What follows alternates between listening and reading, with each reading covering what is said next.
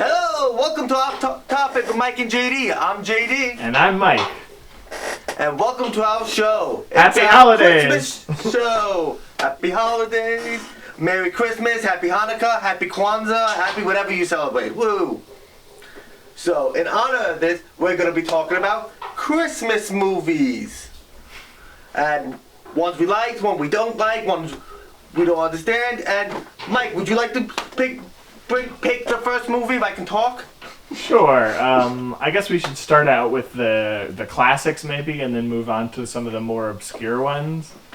So I guess let's just start with the Christmas movie, like the most basic, like, hey, I only have, one DVD, and it's Charlie Brown's Christmas. Like, every person over the age of 45 has either a VHS or DVD copy of Charlie Brown's Christmas. Everyone was all, like, throwing a fit about it not being on cable this year, and then it turned out it was on cable. Then it was on cable anyway, so it's the definitive Christmas movie. Do you feel like it earns that spot? Does it hold up? I mean, I think I haven't seen it in quite a few years, but from what I remember of it, it's, nice. It's, ain't nothing special. It's kind of just it's the Peanut character. I think it's a lot of nostalgia at play there. Right. No, 100%. I think nostalgia is a huge part of it. I think it holds up more than a lot of people do. A lot of people are like, oh, it just doesn't hold up at all. It's bad. I wouldn't go that far at all. I like it a lot. I still watch it every Christmas. It definitely feels dated more so than a lot of the other Christmas specials we're probably going to talk about, but I still think it earns its classic status. I wouldn't say it's like my favorite Christmas movie, but I'd say it's solid, Especially it's nice because it's short. It's something you can just throw on in the background. It's got a great score. We have the vinyl of the music, and it's just so classic, just that like light piano theme of the Peanuts. It's just great to throw on. So still gets a thumbs up from me, or 2 Santa hats up, whatever the scoring system for this episode is. What's some of you? Name another classic Christmas movie or a movie that you watch. Alright, well, now this is a big thing in my family, A Christmas Story. Let me tell you why though. It was actually my parents' first date to see that movie. Really? That's great. Yeah. So that like as part of that just became a big thing in our household. Yeah. Household that it was our first date. So that definitely influences my opinion of it. Like, looking back at it, I still think it's a good movie. That's only it's only somewhat about Christmas. That is just a fact. I mean, it's based on the guy's book that wasn't about Christmas, just had that one chapter about Christmas. Right. But they're like, oh, well, let's make it all about Christmas. But like, the core message about, I want the BB gun, that's a relatable thing. Everybody wanted that thing for Christmas. Right. Even if you didn't want, like, a BB gun specifically, everyone remembers at least some point in their life being like, oh, I want this one present for Christmas more than anything. Yeah. And, like I said, some parts of it don't hold up. But, it's not an amazing movie. But you know what? It's a fun family movie that everybody can enjoy. And I mean, it has the classic lines like, oh, fudge. Or, you'll shoot your eye out. I triple dog dare ya. It's classic lines. Yeah, I'm actually, interestingly enough, a very late convert to A Christmas Story. My parents never ever watched it. It was actually Kim, who got me into A Christmas Story when we started dating, because her family always watches it. And I'm like, I've absolutely never seen it. And so they sat me down, they forced me to watch it, and I really enjoyed it. I was expecting it to kind of be overhyped, just because it is held up as this like Christmas classic. But I thought it was really fun. And, definitely something that we now rewatch all the time. Again, it's not like my all-time favorite Christmas movie. There are parts of it that I'm like are either a little cringy or don't hold up as well. Yeah. But most of it. I hate the pig scene. Like, how did the pig eat? I hate that scene. Yeah, I was gonna say I don't care for like the scene at the Chinese restaurant, but otherwise I like 90% of the jokes. They hold up. I love the bit with the Red Ryder BB gun and how like Santa says, even he says you'll shoot your eye out. Yeah. I think there's a lot of great moments. So 2 Santa hats up from me. but I just want to say about the part of the Chinese restaurant. Actually, like because they made a musical out of it and they broadcast it on TV once, and for that scene, they're in the Chinese restaurant and they're like, they break out into a great song, and then he's just like, "What? Did you expect something different?" That's great. I like that. Yeah. That's really fun. Mm-hmm. Yeah. But okay, your turn to pick a movie. Okay. Well, I will go to again sticking with the classics, sticking with the short stuff. A Christmas movie that I think holds up better than anything, and that's How the Grinch Stole Christmas. I literally. Hold on. You're not talking about the Jim Carrey. You're talking about the animated one, right? Okay, yeah. I have very different thoughts when we talk about the Jim Carrey. Okay, just making that clear first. Okay. That's a good point.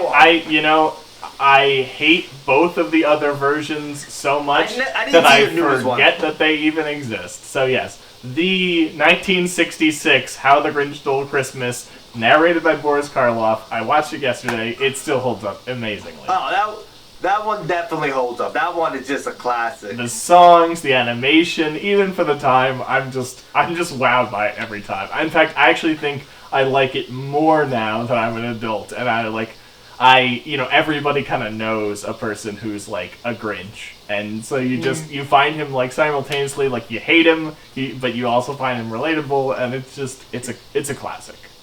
Yeah. Three Santa hats up from me. In this the Jim Carrey one. Oh my goodness! Oh, don't. Oh. Well, I get they wanted to give him a backstory, but the whole idea, they made him too sympathetic with his backstory. It's like, and then they do the whole backstory. They're like, nobody knows why he hates Christmas. It's like, you just explain why he hates Christmas because everybody was a jerk to him, and it's like, no, like.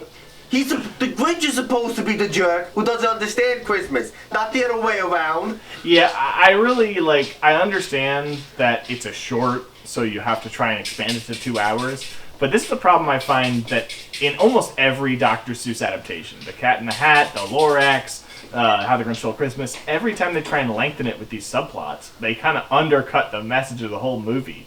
The fact that, the Who's were, obsessed with commercialism. That's the exact opposite of the movie. That's not even close. The whole point was that the Grinch had to learn the lesson, not that the Who's had to learn the lesson. Exactly.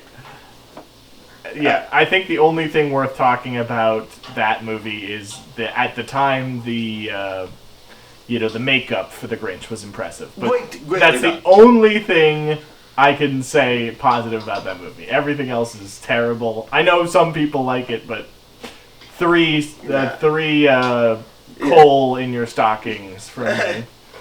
Alright, now I'm gonna jump ahead and bring up a more recent one that I think one of the best Christmas movie all time, Elf.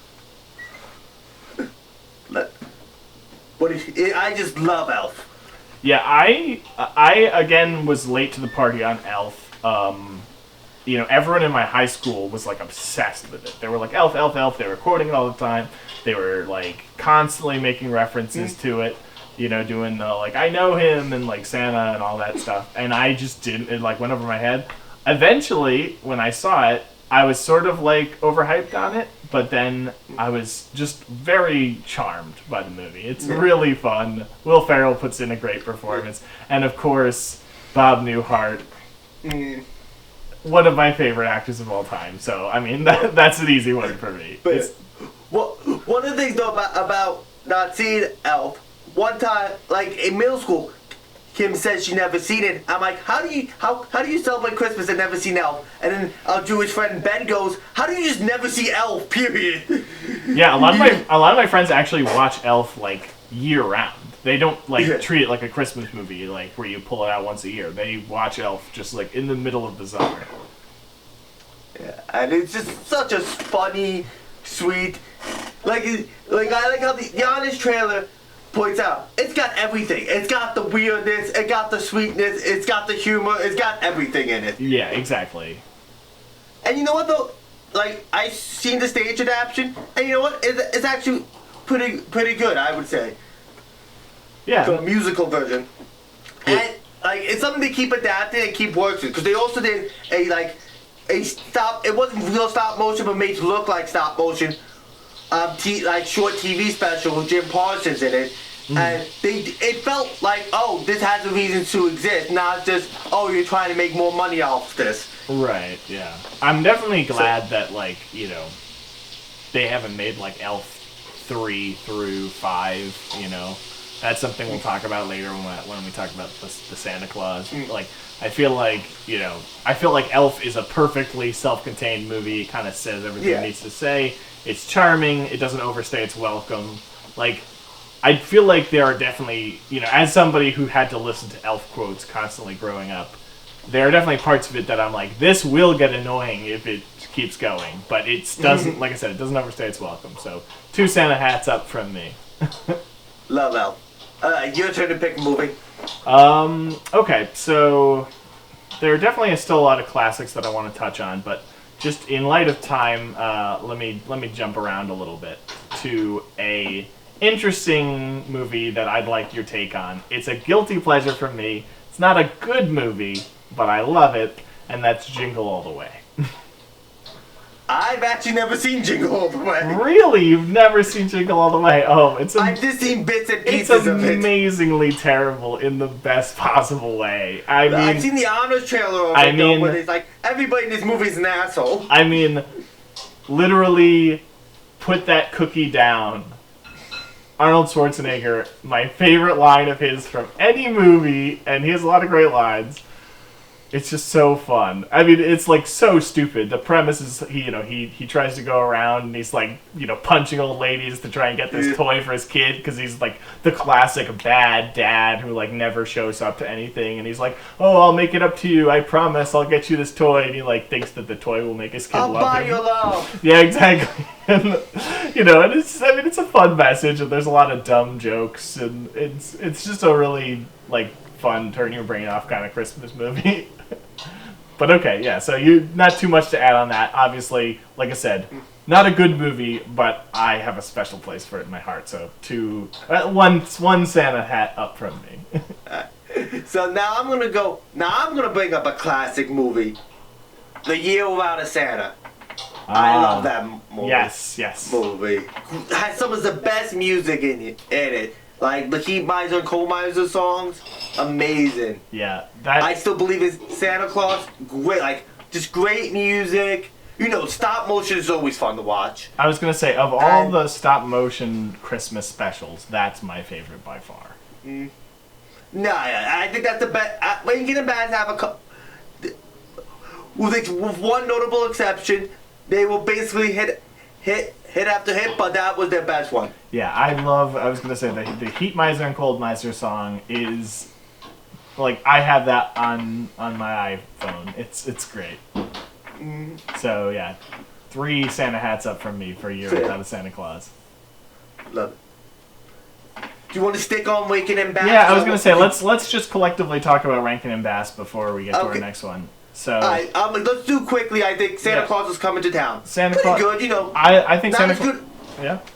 Not as good as The Year Without Santa, but still a good movie overall, definitely. Yeah, Santa Claus is coming to town. I love the narrator. I love, I love the stop motion. I like the premise. The whole Meisterburger as the villain is fun. Yeah.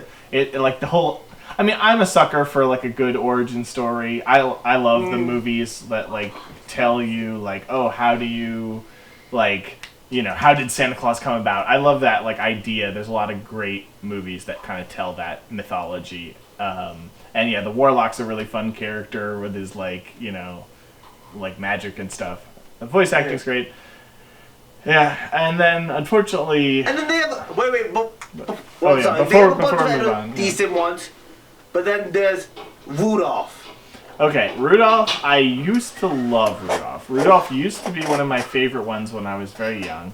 I loved the whole like, oh, Bumbles bounce, and I still have a soft spot for Yukon Cornelius and like, oh, Silver and Gold, but it's kind of a chore to watch sometimes. It moves very slowly.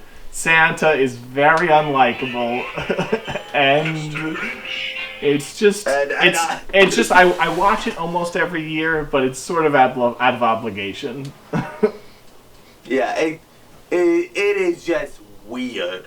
Also, the whole Rudolph message, it's like, I still find it questionable of like, oh, we love you now that you're useful. I don't know. It's supposed to be heartwarming. I think it has its moments, but...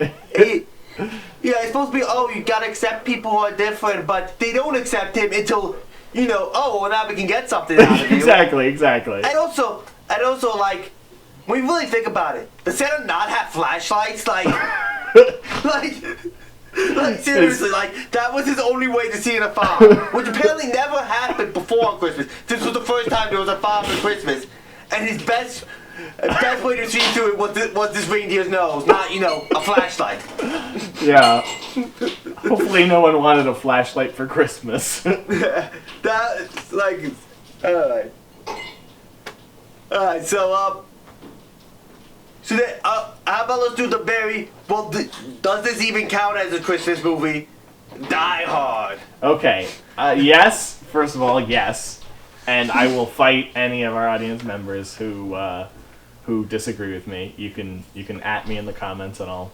But by fight, he means, in text, because neither of us will actually fight a person. Oh yeah, you would destroy me if I actually had to like physically fight anybody. Yeah. But no, Die Hard is absolutely a Christmas movie, because it's, first of all, it's set during Christmas, which already makes it a Christmas movie. But not only that, it is about Christmas. It's not just a movie where it's like, okay, there is Christmas. The only reason that people don't consider it a Christmas movie is because the thematicness of the Christmas is not always in your face. Like it's and it's violent, but I mean there's plenty of like Christmas themed like horror movies like, Santa's Sleigh and Silent Night, Deadly Night and things like that.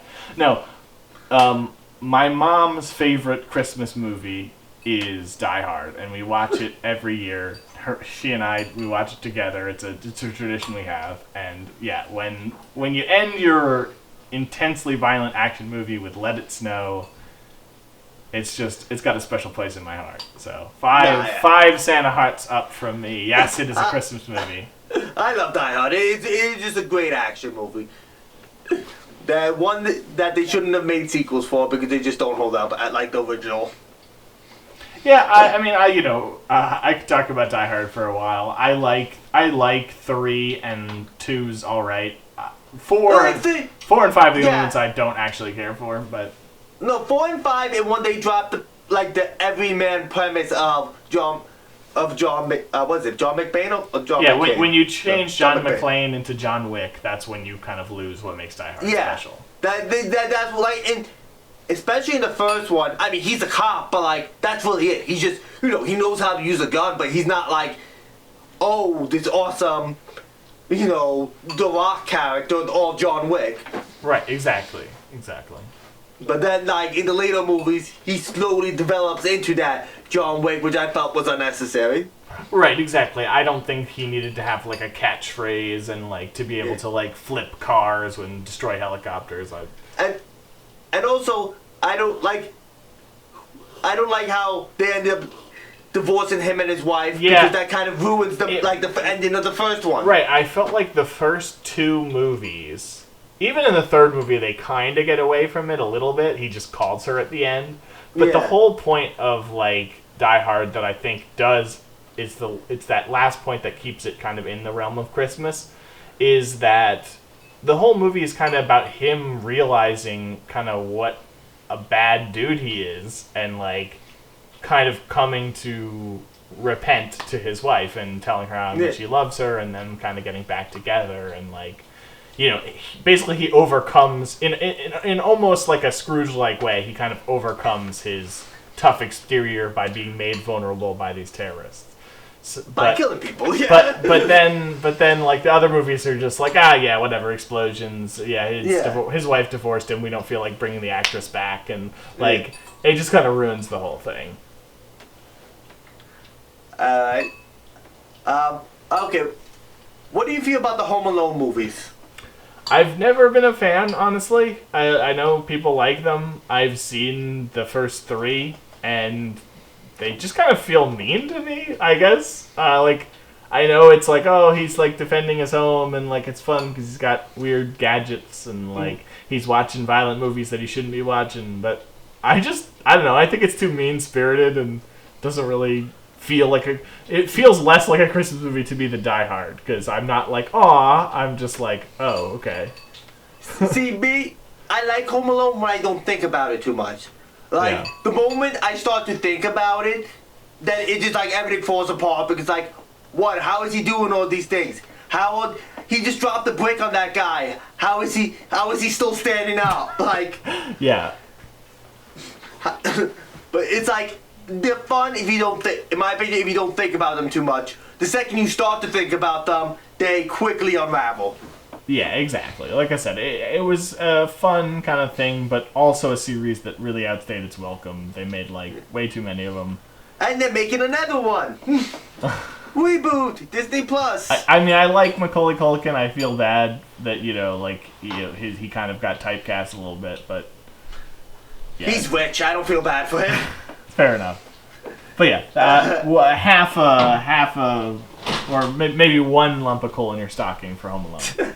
And yeah. So. Any other Christmas movies you want to talk about? Well, let's see. I absolutely. Let's do like a lightning round since we're almost out of time. Why don't we do a lightning round where you just kind of you just rattle off Christmas movies and we'll say what we think of them. So I've never seen It's a Wonderful Life. Never seen it. Good movie. I like It's a Wonderful Life a lot. I really don't feel like it's that much of a Christmas movie, similar to how you were talking about with the Christmas Story. Like, yes, it does take place partly at Christmas time, or maybe it's like Christmas Eve and then there's flashbacks. But I've only seen it a couple times, and it's a good movie. But one Christmas hat straight up. Here's a good question. What is your favorite version of A Christmas Carol?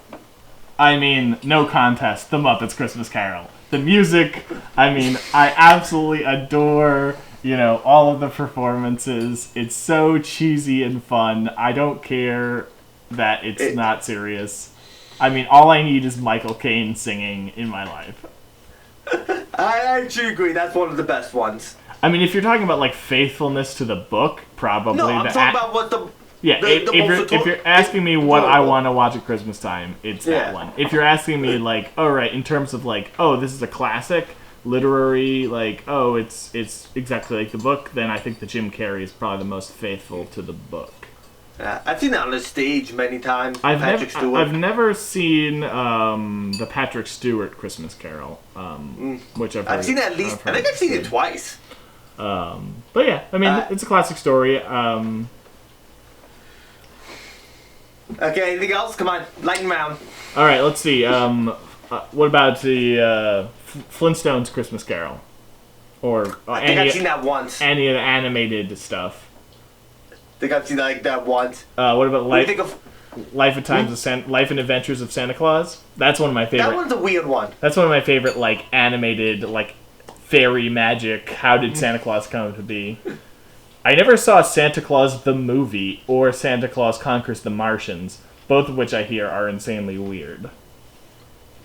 Oh, you know what? There's one movie, right before we run out of time, there's one movie we forgot to talk about. What? Santa Claus, with the E at the end. Oh, yes, with the Tim Allen movie. Yes. Yeah, I like the first one a lot. I think it I don't know if it holds up that well, but it's fun. I mean, I think Tim Allen's funny, and, it's weird that he kills Santa Claus and becomes Santa Claus. It's very strange.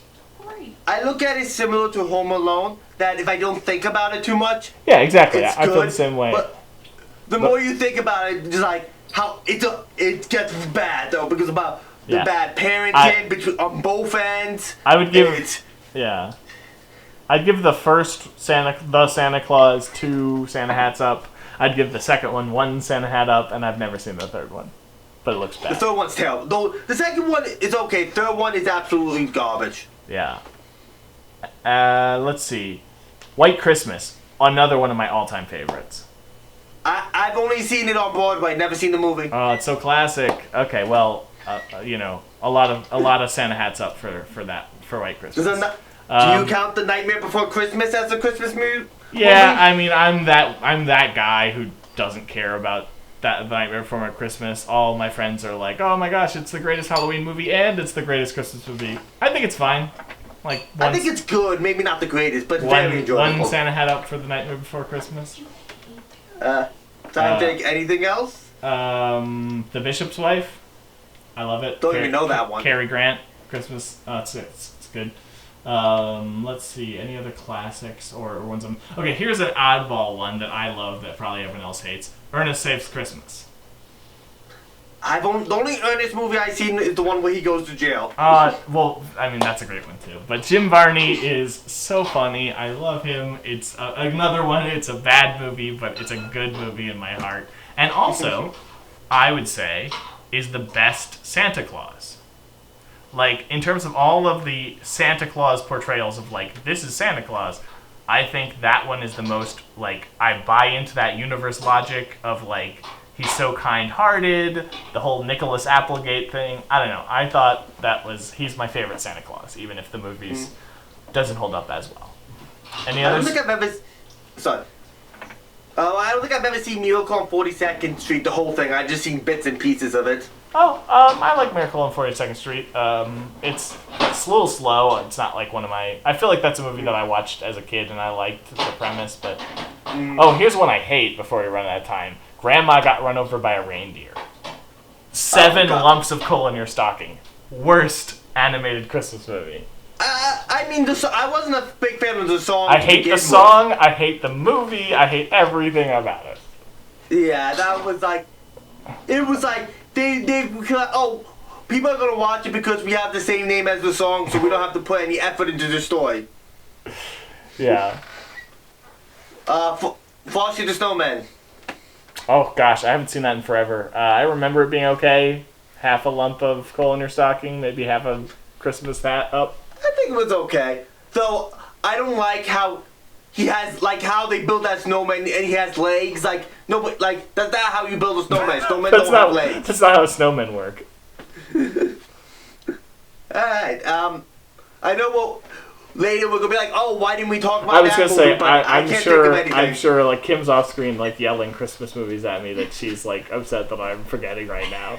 But but that's all I can think of, and we only got a couple minutes left, so yeah. I think we should leave it here. We'll save some for next year if this is even still a thing that exists next year. Who knows? Maybe we will. Maybe next year we'll actually be getting paid to do this. Hey, American Dream. That's a Christmas miracle for you. Subscribe and like our channel. So I'm still JD. And I'm still Mike. Happy holidays, Merry Christmas, Happy Kwanzaa, Happy Hanukkah, Happy whatever. Have a good one. Bye-bye.